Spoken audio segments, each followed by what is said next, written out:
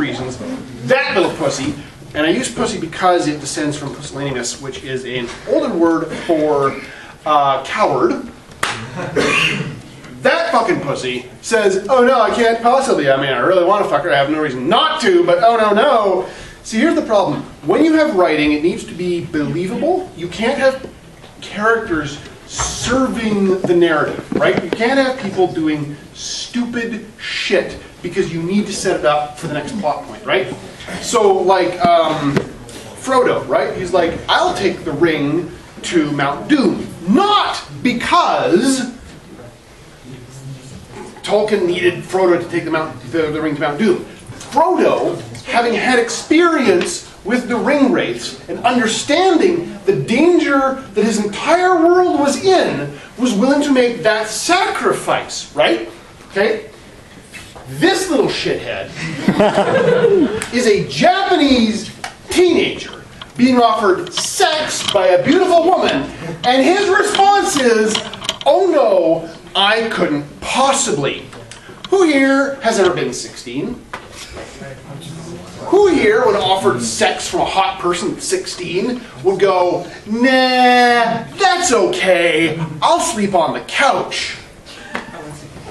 Yeah, okay, you and me, and okay, hold on, what's your excuse? Religious. Okay, yeah, that's my reason. Okay, religious is okay. What's your excuse? Okay, is anybody that's not a Christ fag?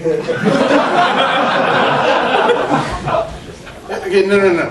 That's not a Christ fag and would turn down free hot pussy. Oh, you have. Okay, what's your excuse? STDs? Just personally didn't feel like that was the time. Okay, hold on.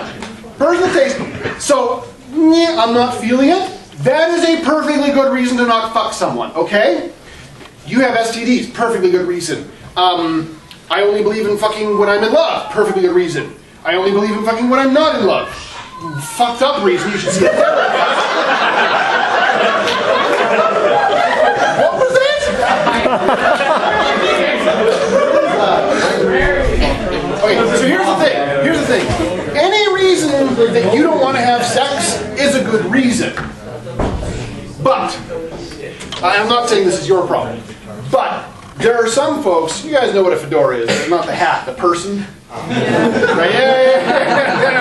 Yeah. Anybody here wearing a fedora? No, they've learned. Okay, so there are guys out there. Okay, so I'm going to get into the feminist rant. There are some guys out there, the fedoras, I call them, because they wear fedoras because they think that makes them look snazzy. It doesn't. But they talk a lot of shit about being capital N, capital G nice guys. I've ranted about nice guys before. I'm not going to do it again because it's getting boring to me. But so fedoras are nice guys. They're like, no, I would never. And some of them like have opportunities to pursue sexual relations with women they find attractive and avoid pursuing them.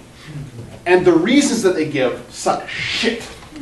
Okay? Not they give reasons that they don't want to have sex, and that any reason is a perfectly valid reason, but they say things like, it wouldn't be chivalrous when they, A, don't know a goddamn thing about chivalry, which is a historical topic, B, even in the modern context, they're perfectly willing to treat their female friends like shit because those female friends won't fucking have sex with them because they want to have sex with them, they won't. Well, she's just a slut. That's not chivalrous, right? That's being thirsty for pussy and not getting what you want. They're afraid of human relationships. And a lot of fedoras don't really face that specific problem that they have because most people are not super into sexual relationships with them. Now the problem is that women are crazy, and so there's plenty of chicks out there who are, and I say chicks in that demeaning way, who are willing to go, yeah, I have a friend, and yeah, he's like one of those NG nice guys, and he's kind of a fedora, but I honestly like him. I see the value of him as a person. I'd pursue him.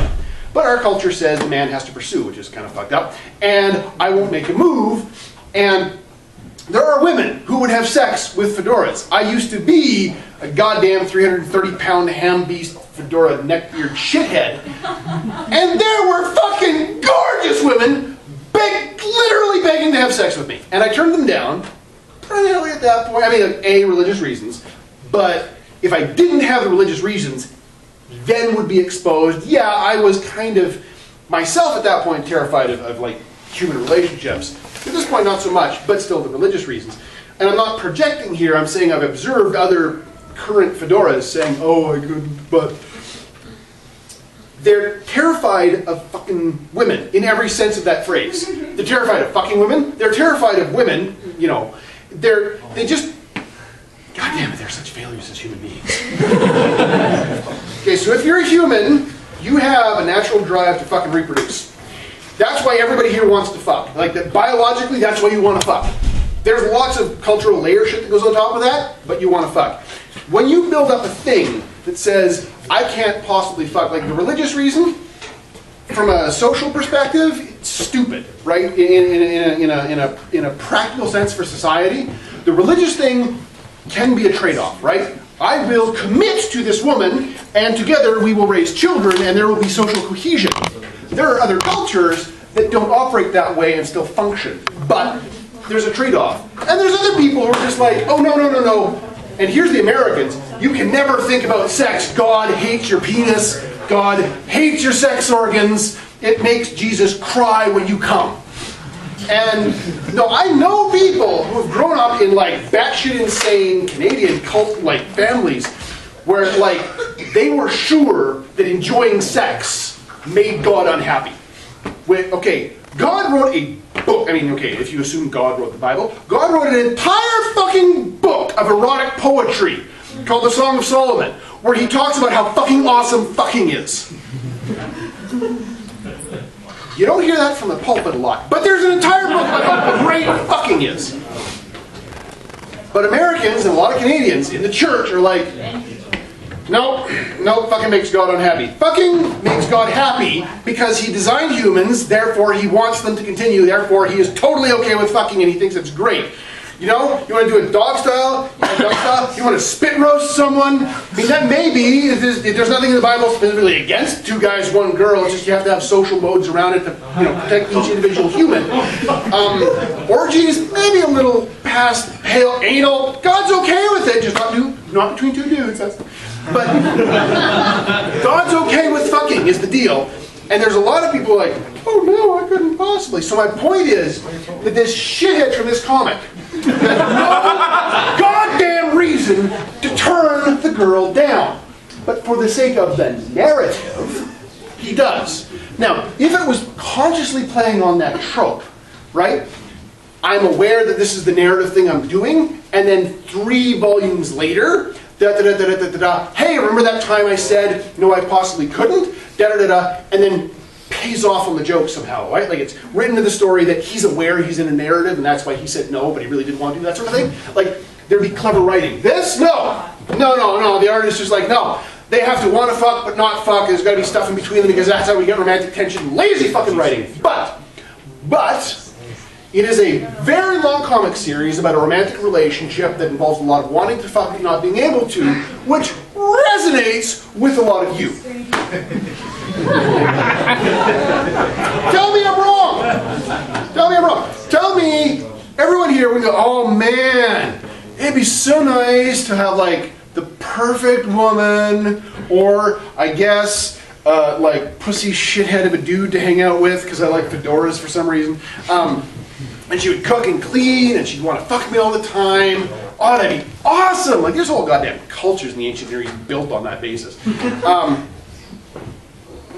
That's why the story was written the way it was. So, do I hear $5? Yeah, he's like, yeah! Why is nobody else? All right, do I hear 10? 10.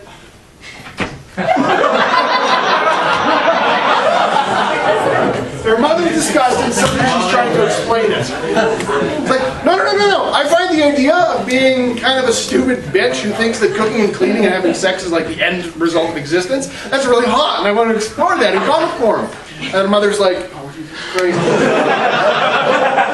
I should have made you either do way more or way less housework. More. Yeah. Guess who gets to do a lot more vacuuming tomorrow?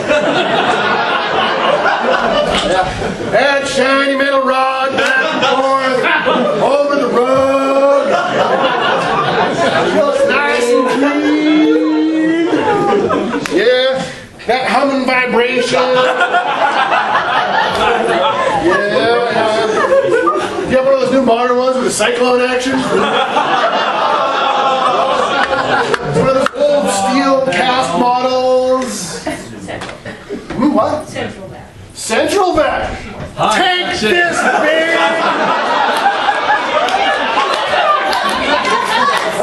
Hose is all ribbed and shit. Yeah. So, does anyone here think that there's any portion of, let's make feminist mad, women's work, housework, that doesn't have easily identifiable sexual overtones? Because I mean, really, vacuuming, that was like instant.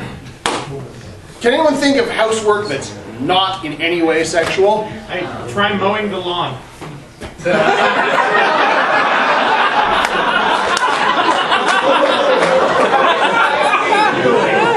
You realize the moment it came out of your mouth, right?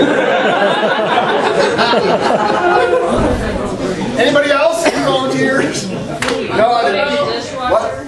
What? Unloading the dishwasher. Yeah. I don't even need to say it. But good try. Good try. Anybody else? The laundry. Laundry. Yeah. You ever sat on a dryer? Guarantee some of the ladies here have. Guarantee some of the ladies here are like, I understand why it took Mom 4 hours to do the laundry. Your mother masturbates. Like maybe not constantly, but if your dad's on like a 2-week road trip for business or something, she's got a Hitachi magic wand stuffed away somewhere. Used for Your expression tells me you know one of those. Oh.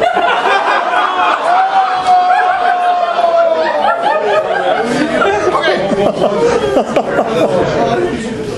So there's this great saying I've heard. The moment you stop being a child is the day you realize that your parents will die someday, right? That's when your childhood basically ends. And My childhood died a long time ago. Yeah.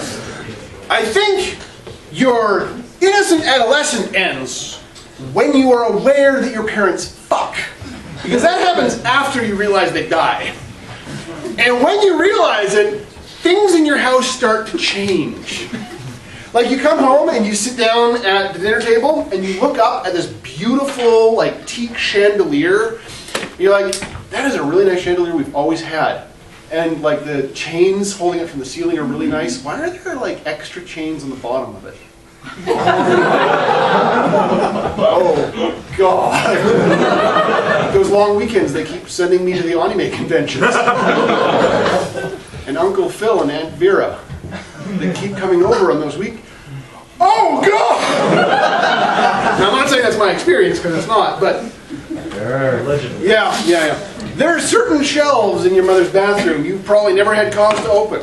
Certain shoe boxes you may not have opened in the closet. Don't go looking. Your parents have kinks. I'm never going upstairs again. Your privacy is assured. So here's the funny thing. Your parents have kinks. You know what kinks are? Nope.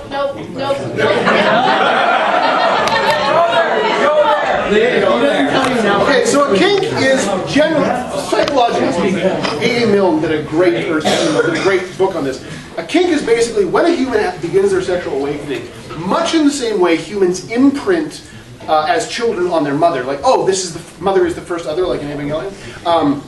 As humans hit their sexual awakening, their random experiences can imprint on them sexually. So if someone pops their first boner while blowing up birthday balloons for their little sister, they might get boners for balloons for the rest of their lives. And they're like, This is kind of weird and I have no idea where it came from, but that squeaky noise just sort of gets me off.